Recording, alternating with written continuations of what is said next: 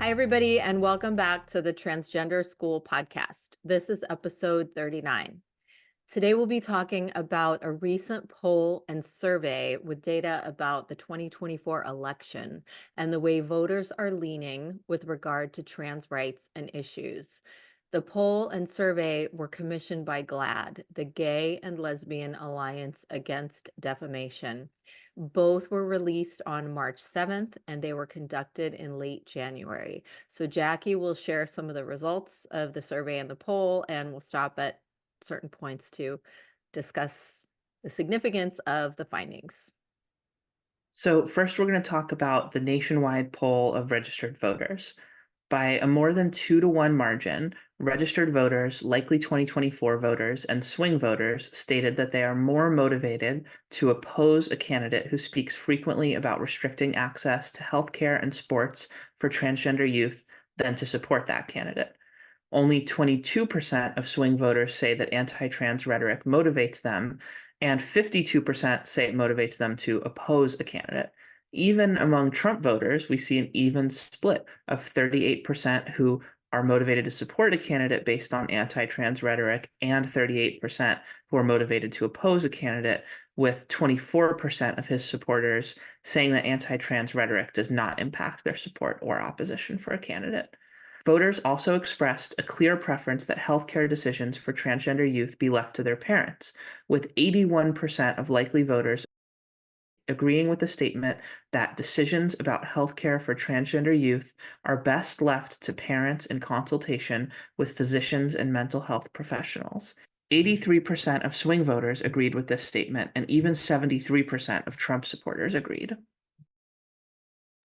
So I just want to jump in here and say that we don't want to be misled by this statistic, because it seems like a large percentage of potential voters are supporting parents' rights to make decisions for their trans kids and the treatment and transition-related meds. But really, the people who are conservative, the Republicans, although they may want parents to have that right, they of course want parents to not allow their kids to transition. Yes?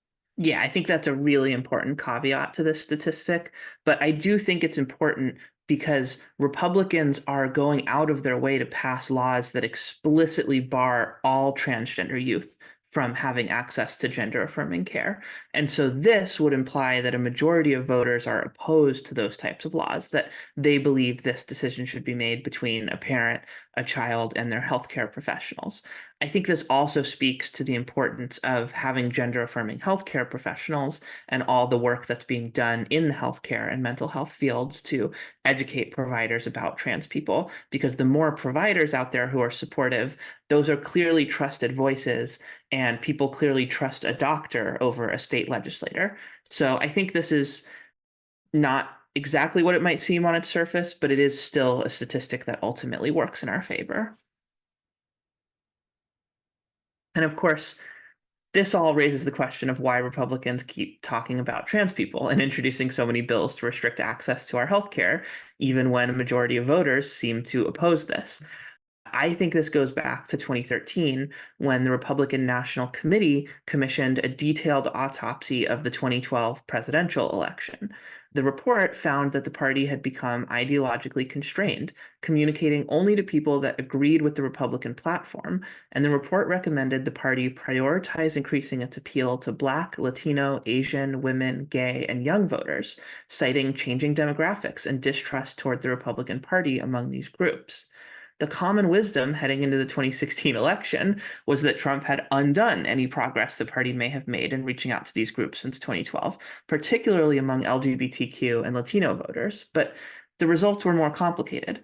According to exit polling, Trump performed roughly on par with Mitt Romney in 2016, winning approximately 28% of the Latino vote. Many attribute this to religion and a concerted effort by the Trump campaign to reach out to Latino conservative Christians. While Latino voter turnout held steady in 2016, Black turnout declined for the first time in 20 years, from 66.6% in 2012 to 59.6% in 2016. And the prospect of electing our first woman president unfortunately failed to motivate more women to turn out in 2016 than did in 2012. All of this added up to a Trump victory, despite his deeply alienating and hostile rhetoric toward LGBTQ people, immigrants, and other marginalized groups.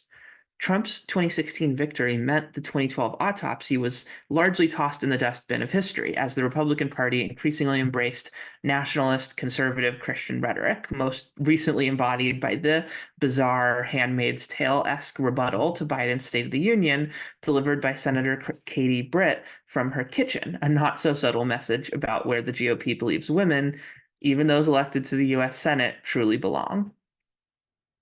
But 2020 flipped the script again as Biden unseated Trump by forging a coalition of suburban voters and both non-college educated and college educated white voters. Biden was also ironically boosted by a declining share of baby boomer and silent generation voters compared to 2016, and a record number of voters who cast their ballots by mail in 2020. Despite Trump's apparent rejection of the 2012 autopsy, the Republican Party has actually made some not insignificant gains among non-white voters under his leadership of the party.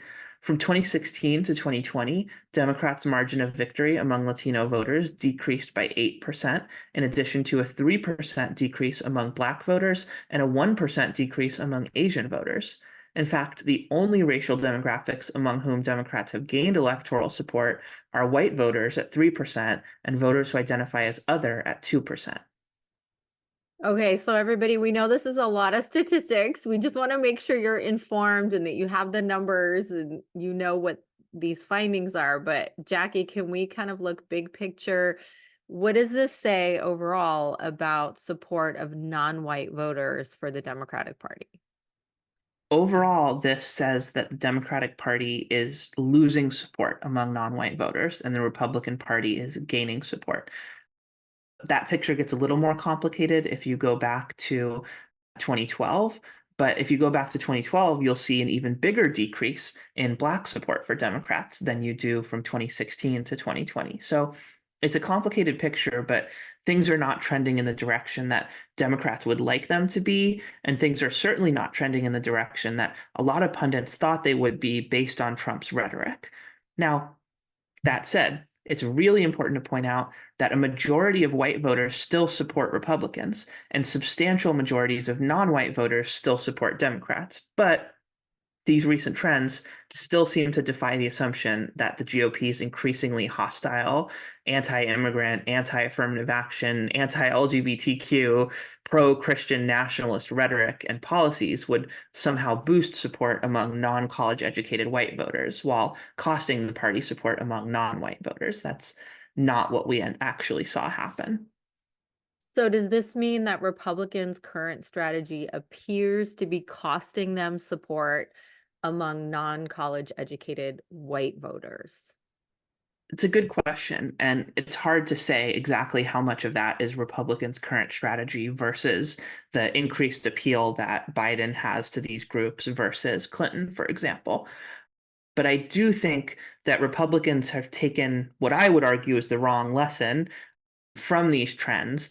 And I think that they've seen, oh, well, we were hostile toward trans people and we're gaining support in these groups that are critical for us. And I think that that's why they can't stop talking about trans people because they believe, evidence be damned, that their increasingly extreme messaging is working to both gin up their base and peel off support among conservative Christian voters who feel alienated by Democrats' support for trans rights. But again, you could cite evidence that cuts both ways, and I don't think it's a coincidence that Republicans lost the House in 2018, followed by the presidency in 2020 as they ramped up their support for anti-trans policies. GLAAD's recent poll seems to back this argument up.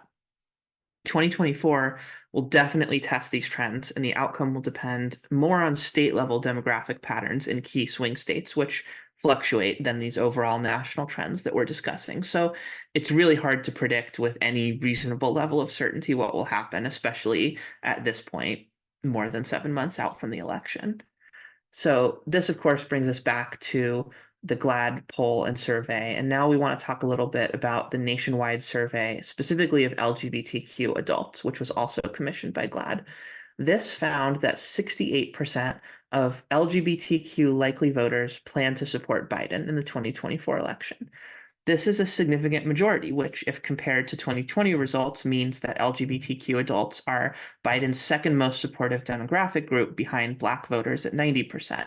For context, according to a 2020 report by the Williams Institute, there are approximately 9 million LGBTQ adults registered to vote across the US, which is somewhere around 80% of the total number of LGBTQ adults living in the country. While LGBTQ adults are solidly supportive of the president, the survey also found that a full 9% more LGBTQ adults supported a generic Democratic congressional candidate than President Biden. The survey also found that queer adults only ranked LGBTQ equality as their sixth most important issue in the 2024 election, behind inflation, abortion, jobs, climate change, and healthcare. Okay, so again, a lot of statistics. Jackie, can you clarify for us, big picture, what does this say about Biden's popularity or lack of popularity among LGBTQ people? I think it says that he's popular among queer people, and he's certainly winning a substantial majority, probably a supermajority, but that he's not as popular as a generic congressional Democrat. And that's kind of a problem for him. So it'll be really interesting to see how this plays out in the election, and to see ultimately who ends up being the future of the Democratic Party. And hopefully they will have a better relationship with LGBTQ voters than Biden does. Um, One thing that was also really interesting from this survey is that 86% of respondents believe it is likely the next 2 years will bring a more conservative Supreme Court with lasting implications for generations if Republicans control both the White House and the Senate. 85% believe we will see more restrictions on abortion. 84% believe we will see additional legislation restricting the rights of trans children. And 82% believe we will see renewed attempts to outlaw gay marriage.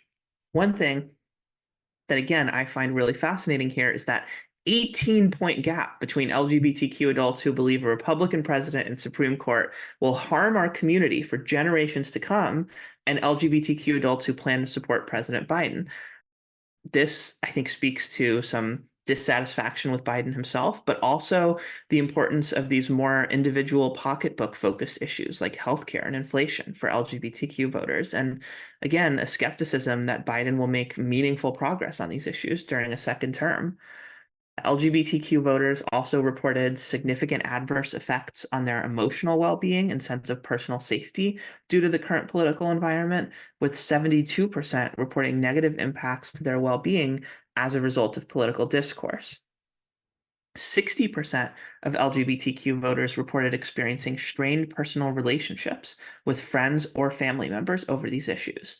57% fear for their family's personal safety, and 49% have experienced real world harassment or bullying, compared to 46% who've experienced online harassment or bullying. The GLAAD survey concludes that LGBTQ voters feel the cumulative weight of divisive political rhetoric on our emotional well-being, personal safety, and the safety of their families. These factors have them ready to turn out in November and deliver support for candidates committed to safeguarding their rights, ensuring their safety, and addressing their economic well-being. Hopefully that will be enough to prevent Trump from returning to the presidency, because if he wins, this might be our last free and fair national election, an ugly end to this great experiment that would almost certainly result in unprecedented attacks on LGBTQ, undocumented, unhoused, and otherwise marginalized people. If you'd like to do your part to help secure a more democratic future in the United States, you can visit events.democrats.org for volunteer opportunities up and down the ballot near you. Again, that's events.democrats.org, because we might not get another chance at this. Thanks for informing us, Jackie, about the findings of the survey and the poll. Any final thoughts before we wrap up? Just can't emphasize enough the importance of this election. I'm sure we'll talk about it more before November, and we'll dive in a little bit more about kind of making the argument for Biden and why we personally believe that everyone should vote for him, especially if you live in a swing state.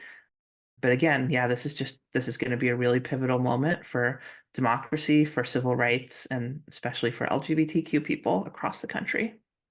Yeah, Agreed. Thanks, Jackie. And so would you say that at this point, it'll be really important for all of us to start having conversations with friends and family? And if we know anybody in those swing states or anybody in those categories who seem unsure of which way they're going to go, but we know that they clearly would, their interests would be much better represented by Biden, that we can at least open up those conversations and hopefully do some education. Absolutely have those conversations and be strategic in who you're having those conversations with. Don't have that conversation with the conservative uncle who watches Fox News every day and there's no way you're going to change his mind. But maybe have that conversation with your cousin who shows up to vote sometimes, but not every election, and is kind of on the fence and doesn't know a lot about the candidates. There's a lot of people out there who are not nearly as engaged in these issues as we and our listeners are. And so it's important for everyone listening to this to think about their own family, their own social networks, and who are those people who might be on the fence, who may or may not be planning to vote, who you can kind of nudge in the right direction.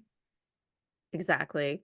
Thank you, Jackie. And thanks everybody for watching or listening. We'll be back next time and we appreciate your support. Thanks, everyone. See you next time.